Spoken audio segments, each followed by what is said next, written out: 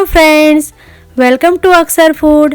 आज आपणे व्रत उपवास में खाई शकाय तेवा अने कशुं बी पलाळ्या वगर अने इंस्टंट बनी जशे तेवा अने नाना मोटा सौने भावे बहारथी क्रिस्पी अने अंदरथी सॉफ्ट तेवा वड़ा बनावीशुं। तो चलो बनाववानुं शरू करीए। तो तेना माटे मैं 3 बाफेला बटेका लीधा छे, जेने आपणे छीणीनी मददथी छीणी लईशुं अने आ वड़ा बनाववा माटे जे वस्तु मैं यूज करी छे ते बधुं ज लिस्ट डिस्क्रिप्शन बॉक्स में आपेल छे, तो त्यां जईने तमे जोई शकशो। बधा बटेका छीणाई गया छे।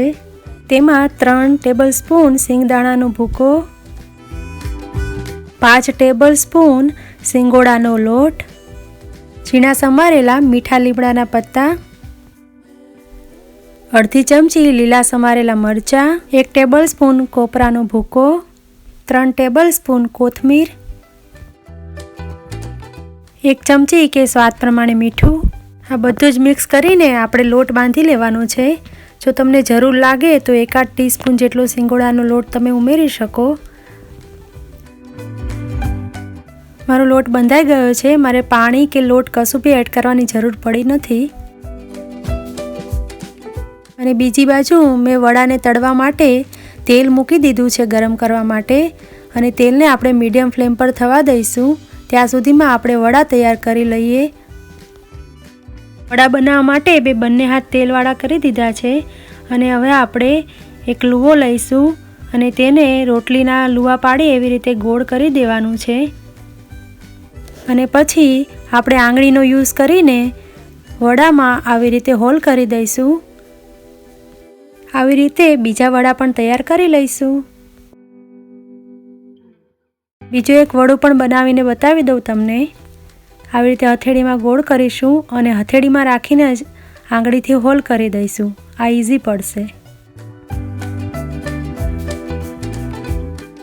બધા વડા તૈયાર થઈ ગયા છે, તો હવે આપણે તળી લઈશું। તેલને પણ મેં ચેક કરી લીધું, તેલ થઈ ગયું છે, તો બધા વડા હવે આપણે તળી લઈશું। વડાને બાજુમાં હોય તો પણ ચોટશે નહીં, એટલે એની કોઈ ચિંતા નથી। જેટલા વડા સમાય એટલા વડા આપણે એકસાથે મૂકી દઈશું। બધા વડા આપણે મીડિયમ ટુ લો ફ્લેમ પર તળીશું। લો પર નથી રાખવાનું, જો લો પર રાખીશું તો આપણા વડા તેલ પી જશે, અને મીડિયમથી વધારે રાખીશું તો ઉપરથી તો મસ્ત ક્રિસ્પી થશે, પરંતુ અંદરથી કાચા રહેશે। માટે આપણે મીડિયમ કરતાં થોડો ધીમો રાખીને આપણે બધા વડા તળી લઈશું।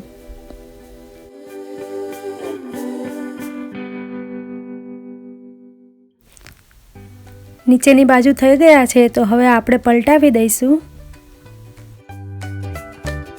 આવી રીતે આપણે પલટાવીને આછા બ્રાઉન કલરના થાય ત્યાં સુધી તળી લઈશું।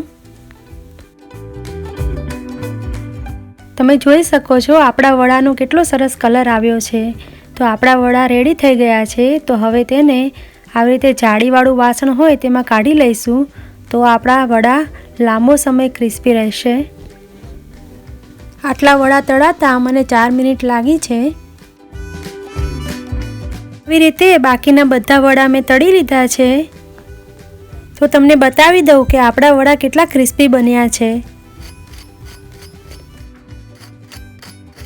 ને અંદરથી એકદમ સોફ્ટ અને જાળીદાર।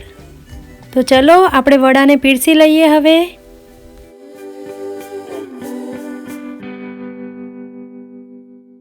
आपने मारी आ रेसिपी थोड़ी पण पसंद आई होय तो प्लीज मारा वीडियो ने लाइक करी देजो अने मारी चेनल ने जरूरथी सब्सक्राइब करजो। अने हाँ, आ वड़ा बनाववानुं भूलता नहीं। अने हवे हूँ मळीश तमने एक नवी रेसिपी साथे। त्यां सुधी आवजो। नमस्ते।